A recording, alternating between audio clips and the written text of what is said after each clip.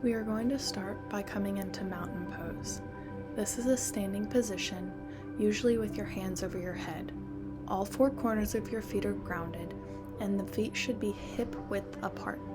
A good way to tell if you're standing hip width apart is if you make two fists and put them between your feet. Your weight should be evenly distributed. Next, we are going to move into a forward fold. Depending on your flexibility, this may look a little different for you. Typically, a forward fold is where you hinge at the hips, back is straight, and your hands come to the mat. A few key things that you want is your hips to be directly over your ankles. Weight will be shifted a little bit more forward and more into the balls of your feet. You will want to bend your knees to make sure that your hips stay over your ankles. As you become more flexible, you will start to notice that your knees can get more and more straight while maintaining your hips being stacked over your ankles.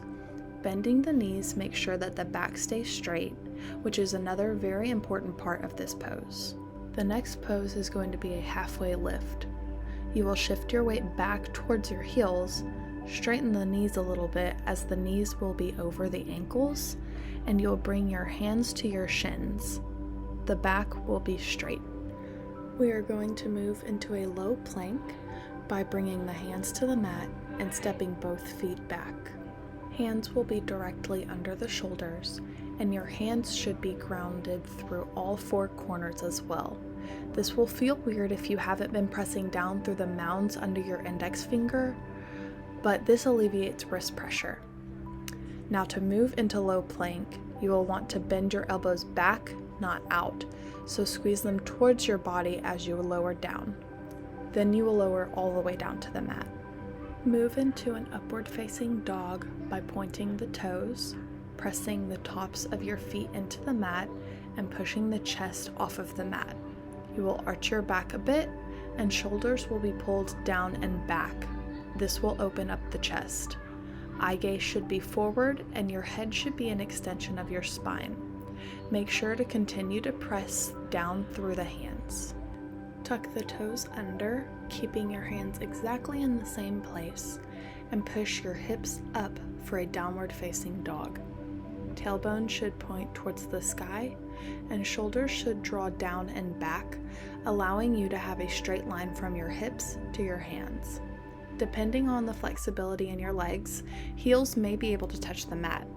If they cannot, you can pedal your feet a bit to stretch your calf, or you can rise onto your toes. Make sure to maintain the straightness from your hips to your hands. You may even need to bend your knees a little bit, depending on where you are with your flexibility.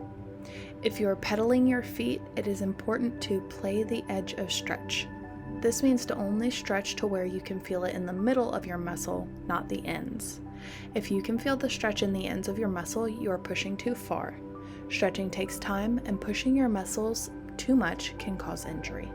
We are going to go through this sequence 2 more times. Try and match your breath with the poses. The inhale and exhale should both be 3 seconds.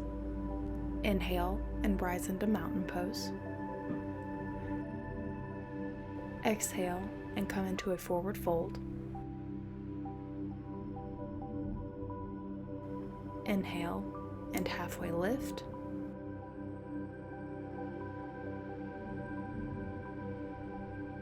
Exhale and come into a low plank.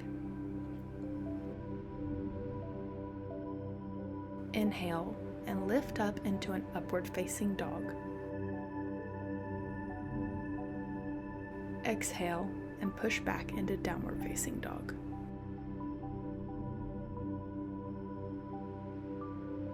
You are going to repeat this sequence 1 more time. Inhale and rise into mountain pose. Exhale and come into a forward fold. Inhale and halfway lift. Exhale and come into a low plank. Inhale and lift up into an upward facing dog. Exhale and push back into downward facing dog.